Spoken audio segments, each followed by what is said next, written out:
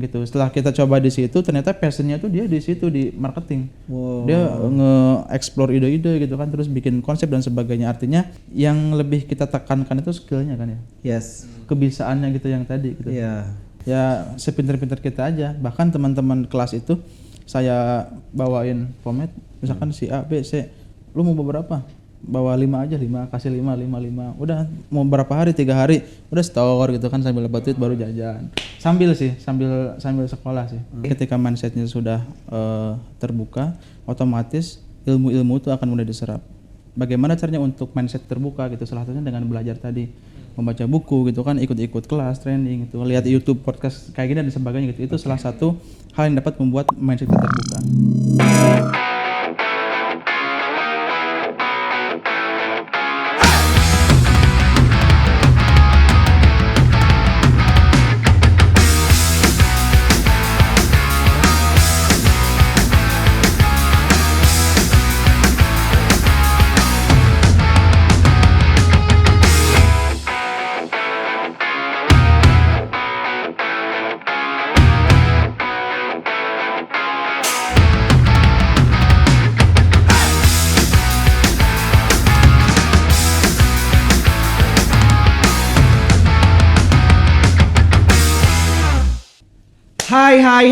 Hai CS Kehidupan. Assalamualaikum warahmatullahi wabarakatuh. Apa kabar nih semuanya? Pastinya sehat, semangat, sukses, bahagia terus pastinya.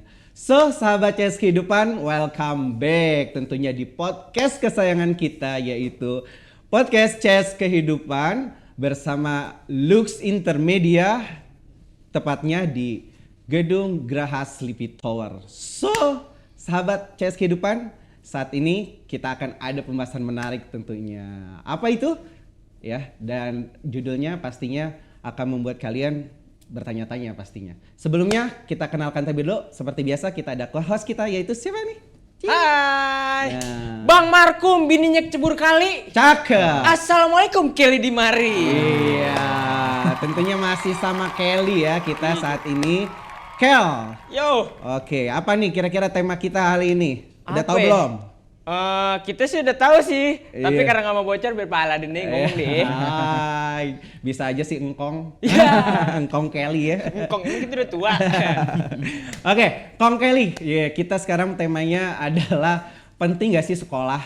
Oh. Kalau menurut saya sih penting sih Pak nih. Oh. Tapi bintang tamunya pasti istimewa banget nih Pak nih. Wah, istimewa pastinya. Istimewa, lah. udah jelas deh. Iya.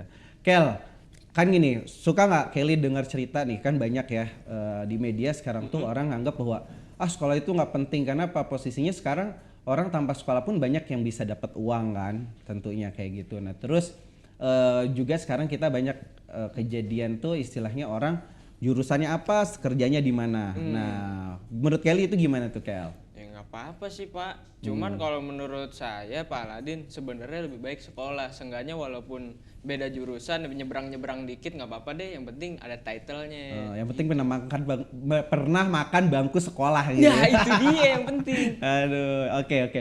Langsung aja kita akan berdiskusi pastinya, ngobrol-ngobrol santai yang penuh dengan makna, ngopi-ngopi. Cie. Ngopinya mana? Kopinya. Oke, kita sambut aja langsung bintang tamu kita kali ini, yaitu ada siapa kan? Ting.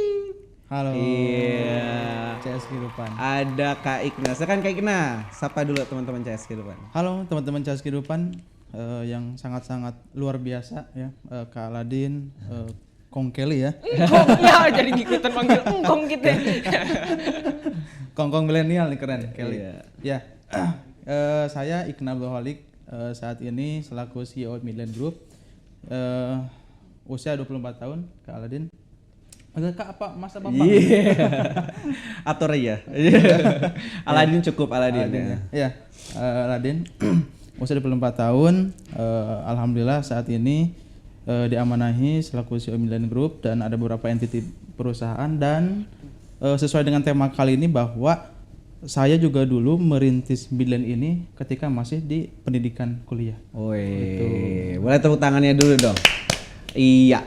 Jadi Kak Ikna ini adalah seorang entrepreneur muda ya, seorang developer tepatnya Beliau membangun sebuah perusahaan namanya Midland Group ya, di mana di situ membangun unit-unit perumahan. Betul. Nah perumahan apa sih kelasnya masuknya middle ya, kalau itu ya? Middle. Iya kelas middle. Nah, oke Kak Ikna.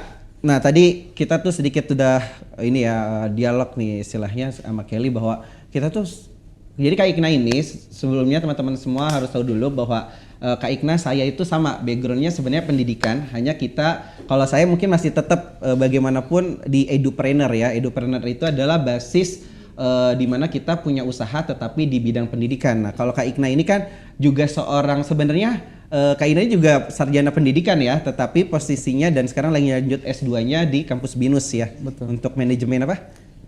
Creative marketing. Oh, creative marketing. Nah, tapi di sini tentunya kan sebenarnya Kak Ikna ya, tadi kita sedikit diskusi. Nah, menurut Kak Ikna sendiri pendidikan itu seperti apa sih sebenarnya gitu? Dengan apalagi sekarang ini banyak dinamika seperti itu. Silakan Kak Ikna. Baik.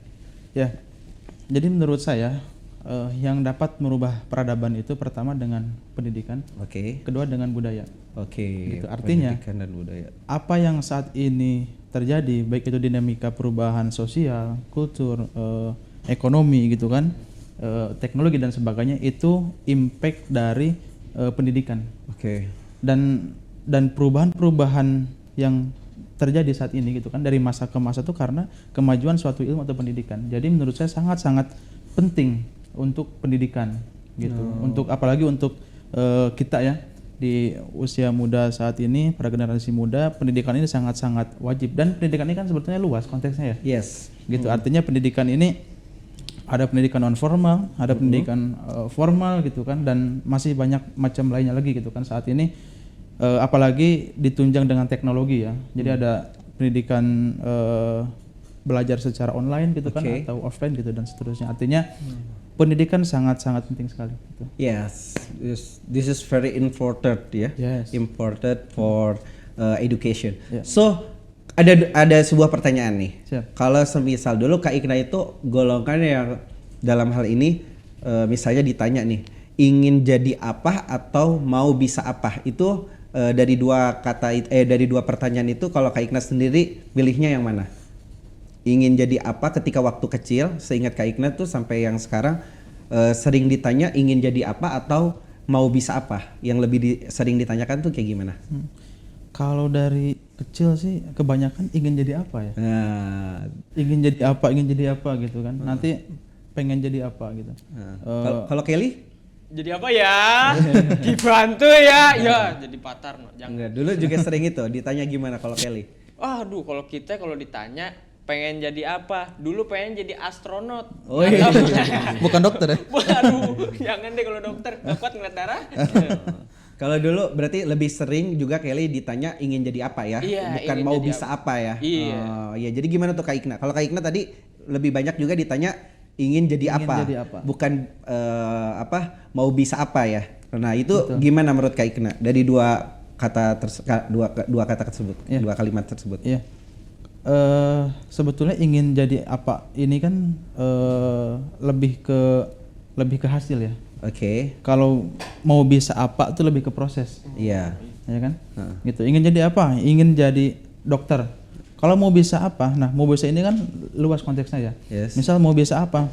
Mau bisa belajar ilmu kesehatan untuk apa gitu? Untuk bisa membantu banyak orang, untuk bisa menolong orang, untuk bisa membantu menyembuhkan orang yang sedang sakit dan sebagainya.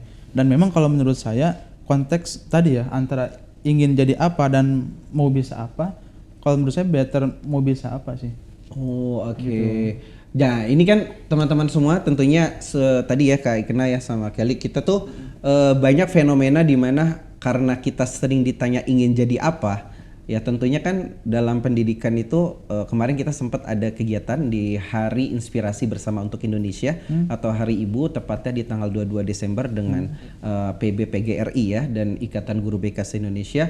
Nah, di situ memang kita ada diskusi bahwa murid itu nanti jangan ditanya lagi ingin jadi apa, tetapi ingin bisa apa. Nah, di sini kan kita kita menyadari bahwa fenomena saat ini banyak mereka pengen jadi apa terus nggak tersampai, akhirnya yaudah yang penting kerja. Nah gitu. Dari Kak Ikna sendiri sekarang apalagi banyak nih karyawan ya kan pastinya sekarang. Nah itu seperti apa sih fenomena itu menurut Kak Ikna? Ya. Kalau dari beberapa tim ya yang offering gitu kan, atau lamaran ke kita gitu kan, memang bahkan di kantor itu beberapa ada yang nggak sesuai dengan pendidikannya gitu. Gitu. Bahkan di kita ini kan alhamdulillahnya gitu ya. Jadi ketika masuk di perusahaan itu kita tes secara psikologinya dulu. Gitu.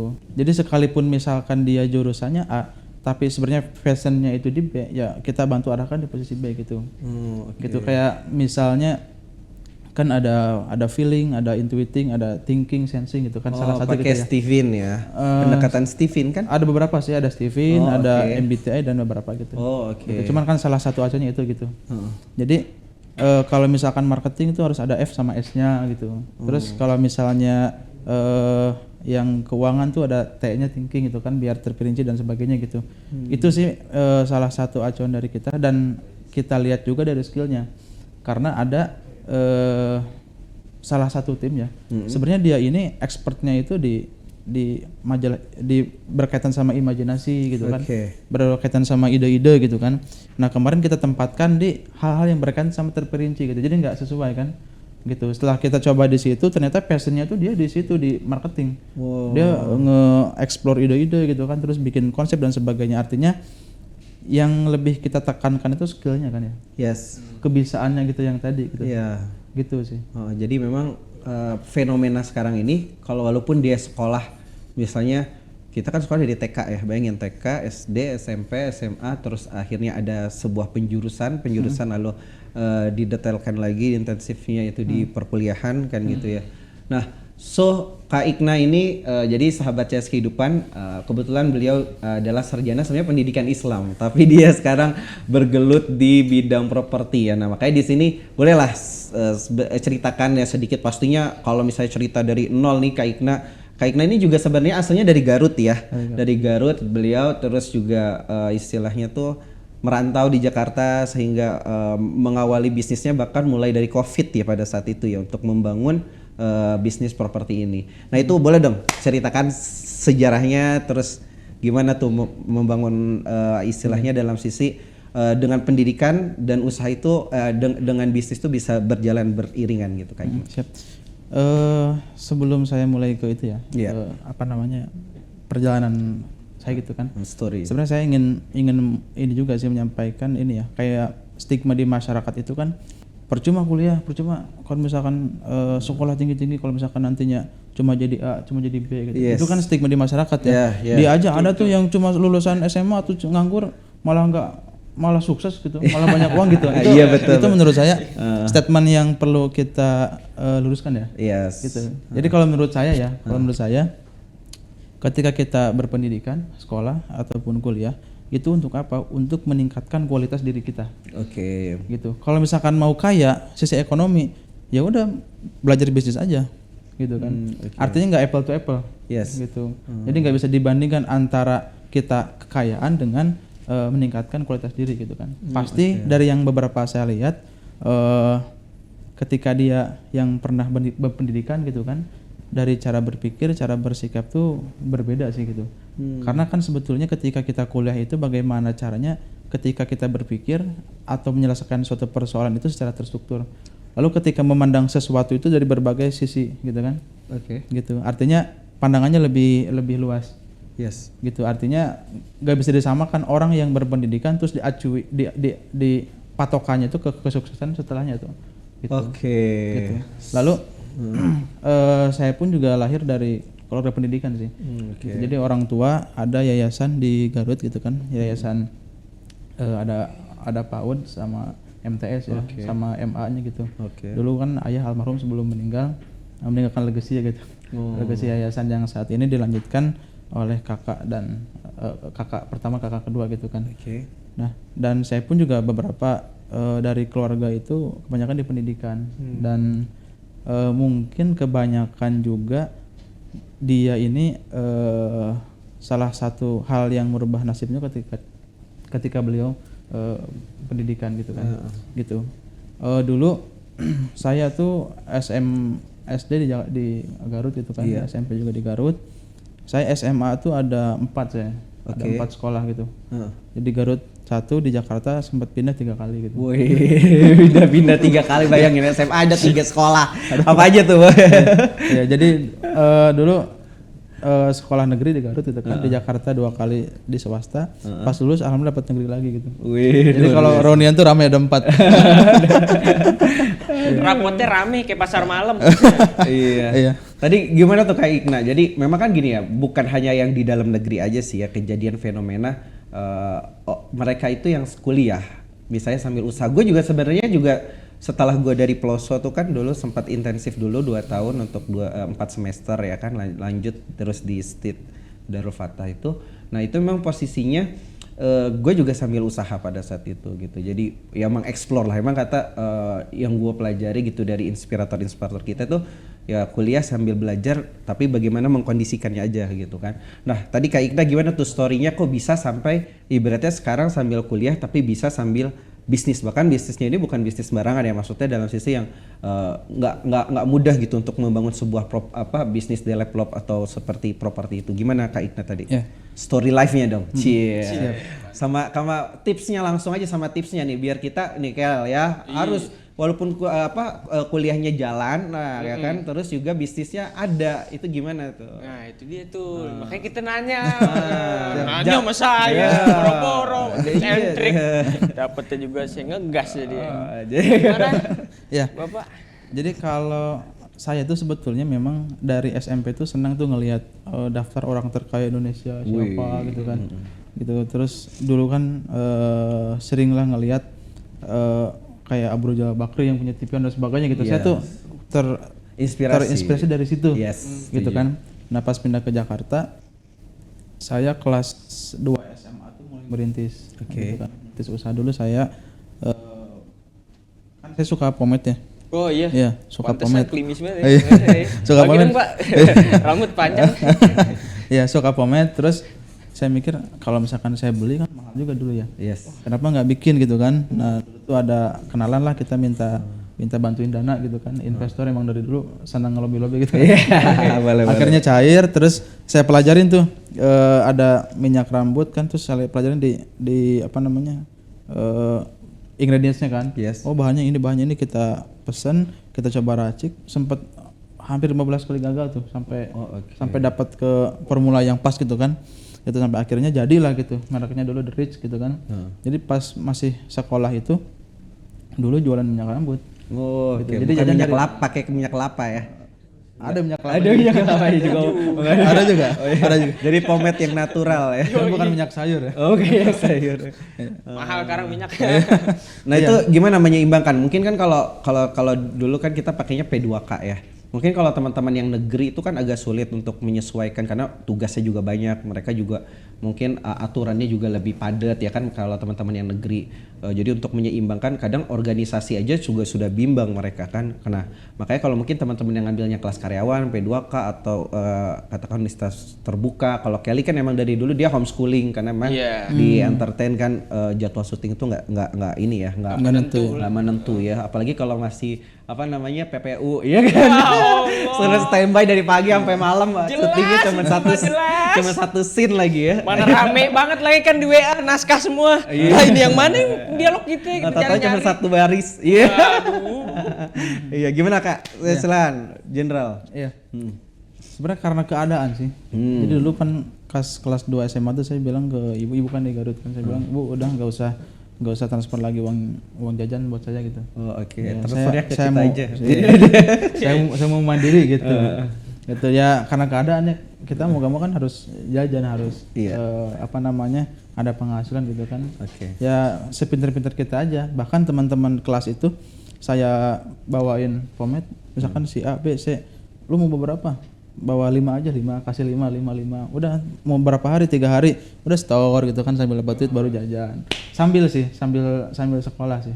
Gitu artinya ya tugas terselesaikan gitu kan, ya kita juga ada penghasilan sambil belajar. Itu bagaimana pinter-pinter kita ngaturnya aja sih.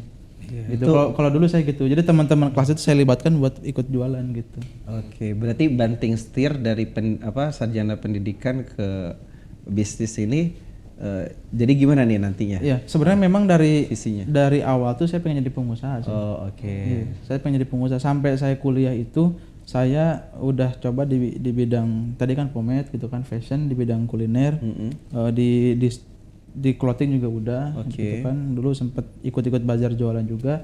Di pendidikan juga pernah, saya dulu sempat buka bimbel juga. Oh iya, gitu. sekarang pun masih ngurusin sampai itu. akhirnya di properti gitu. Nah, kalau yang properti ini kan memang waktu pas Covid. Oke. Pas Covid. Jadi waktu itu semester 6 saya bilang ini Covid kelas online nih gitu. Nih banyak waktu nih gitu kan yang perlu belajar apa nih. Ya saya sambil ikut masarin properti dulu, saya jadi agent. Oh, Gitu. oke. Jadi setelah selesai kelas kan online tuh, baru kita ikut masar-masarin gitu kan. Ikut antar survei ke mana gitu kan. Gitu. Sampai akhirnya nemuin satu celah gitu. Dulu kan saya masarin produk itu kan properti agent di Jakarta Barat dan Tangerang. Oke. Gitu. Jadi saya tinggal di Jakarta Utara, kebayang kan survei itu dari Jakarta Utara ke Jakarta Barat kan jauh gitu kan. Iya. Sampai akhirnya waktu itu ada teman, dia ini udah hampir setahun propertinya nggak laku. Oke. Minta dijualin ke saya gitu kan. Pas ya udah saya coba bantu jualin, akhirnya seminggu terjual. Wah, Gitu. luar Nah dari situ tuh saya ngeliat kayaknya enak juga nih main di utara gitu. Sampai akhirnya waktu itu saya sempat bikin townhouse kan. Jadi kalau Midland ini kan kita konsepnya kan townhouse ya.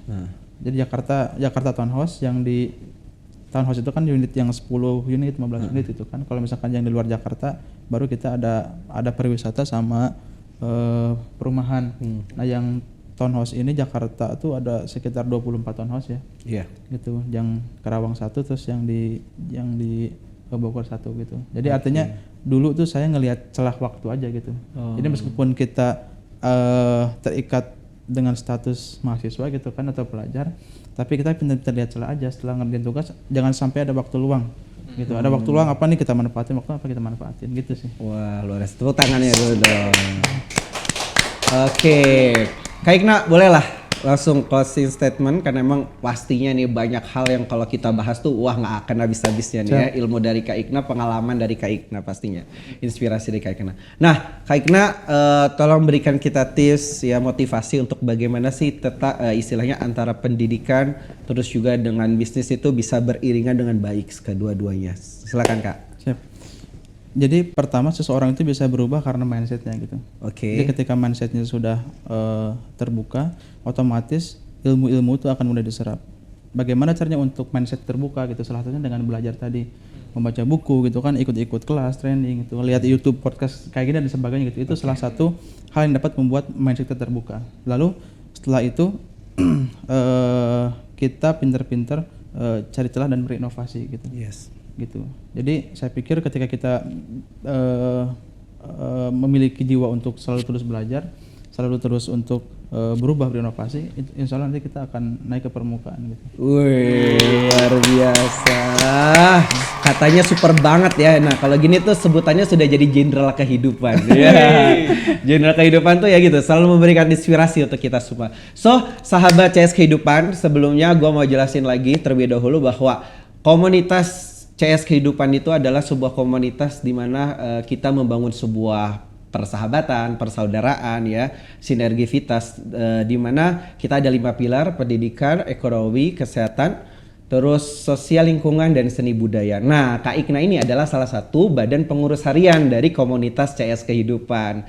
Nah, so teman-teman semua, Kak Ikna juga ini kan kebetulan juga anggota HIPMI ya kan, terus juga dari berbagai organisasi properti ya dalam hal ini. Nah makanya di sini teman-teman semua, kebetulan di CS Kehidupan ini kita juga mau bikin koperasi yang dimana nantinya suatu hal yang mungkin bagi kita bahwa kita akan punya nantinya akan membuat sebuah komunitas kita tuh punya sebuah perumahan ya khusus di CS Kehidupan nantinya.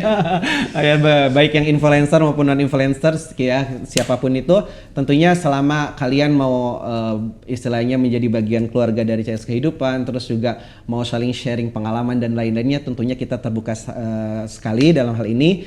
So, CS Kehidupan demikian tadi ya, tentunya diskusi di ngobrol-ngobrol santai kita di sini. Tentunya akan banyak hal lagi yang akan lebih bermanfaat untuk kita semua dan motivasi untuk kita semua bagaimana pendidikan kita dan tentunya dalam hal ini seperti biasa CS Kehidupan itu ya berdaya, berkarya bersama. Ya, wujudkan Indonesia emas, cerdas, berkarakter dan sejahtera. Nah, oleh karena itu, untuk kita wujudkan itu semua, mari kita semua berkolaborasi dan saling mendukung satu sama lainnya. Oke, tentunya kami bertiga sebelumnya dari CS Kehidupan, saya dan Kelly ngucapin makasih banyak ya sama Kak Igna sudah Sama-sama, hadir bro. di tempat ini. Dan pokoknya sehat, bahagia selalu tentunya untuk Kak Igna dan seluruh keluarga besar Midland dalam hal ini. So, sahabat-sahabat semua juga sehat, bahagia selalu ya, dan semangat selalu. Tentunya jangan lupa di follow semua media sosial kita, khususnya media Lux ya, Lux Intermedia. Dan di sini akan banyak teman-teman stay on terus, banyak hal yang akan teman-teman dapatkan ilmu di sini. Oke? Sekali lagi semua teman-teman semua, makasih banyak. Terus sampai jumpa kembali. See you later. Wassalamualaikum warahmatullahi wabarakatuh.